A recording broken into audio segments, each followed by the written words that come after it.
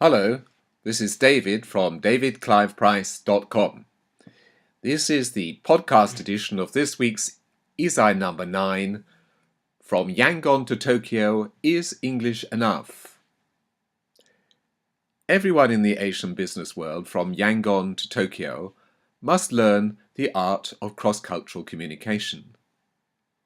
In Asia's high-context cultures, where mutual trust and understanding are essential for building successful partnerships, much emphasis is placed on correct behavior, awareness of position, and knowledge of local customs. For the Western businessman used to selling products and services through tightly focused presentations, or in direct negotiations that have clear goals and outcomes, communication is based largely on the lingua franca of English. The message in English is usually expressed in bullet points, PowerPoint slides, videos, and factual material provided by sales and marketing, finance, or other relevant departments.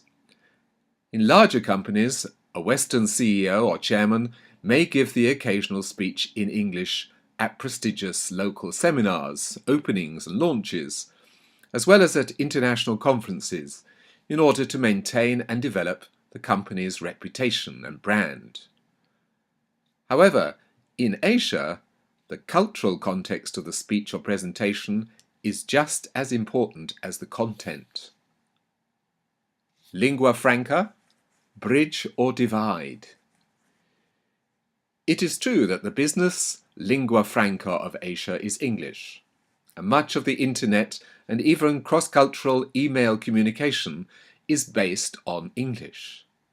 But a one-size-fits-all English presentation for Asia is unlikely to succeed. Every presentation must be coloured by local references, by knowledge of national or religious customs, and by sensitivity to the business culture of the country in question. As a speechwriter, I learned never to write exactly the same speech or presentation to be given in Tokyo, or Kuala Lumpur, Seoul, or Singapore. The local context not only adds flavour to a speech, but it also determines whether the speech is successful or not. For example, a Westerner giving a presentation in Malaysia should be reasonably informed about Islam, have some knowledge of the ethnic mix of Malays and Chinese in Malaysia, and should be aware that Sharia law influences the marketing of certain products in the Malaysian market. In many ways, it doesn't matter so much what Westerners know about local culture. It's important that they should know something, for that something will give them an entree to the business circles they are attempting to penetrate. Knowledge of the local language is also important.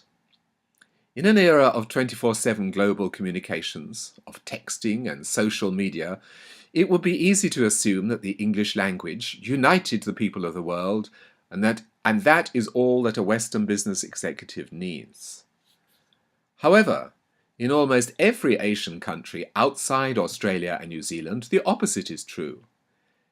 English is the second language, a language used in business only when interfacing with foreigners, while the national language and a host of accompanying dialects are the predominant means of communication. It is remarkable when travelling in Asian countries how readily smiles appear and doors open when a foreigner speaks a phrase in Thai, or Korean, Chinese, or Japanese.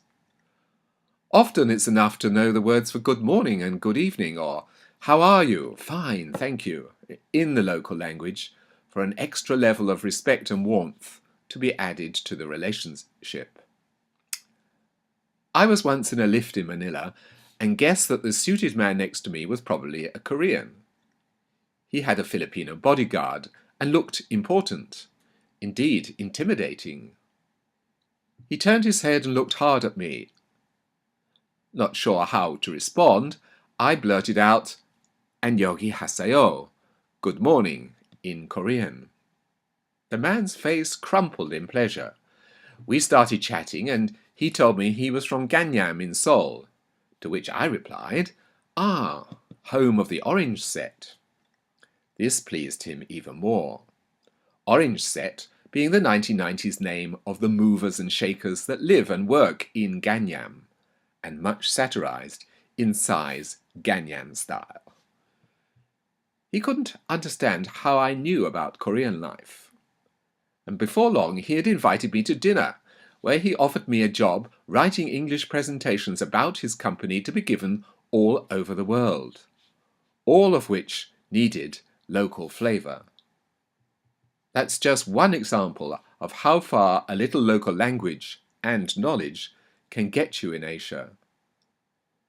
So if this is true while travelling, imagine how much more valuable those few words are in the context of a business dinner, a home invitation, or when added to speeches, presentations, and internal communications. Unless you are a polymath, it is not necessary to learn Thai or Japanese or Chinese in any depth. Your local partner, representative, or members of your local or multicultural team can communicate for you when fluency is required. But an occasional phrase or knowledge of a local expression dropped into a text can generate that essential rapport between audience and speaker that makes a sales presentation or a keynote speech equally memorable, and wins you long-term clients and contracts.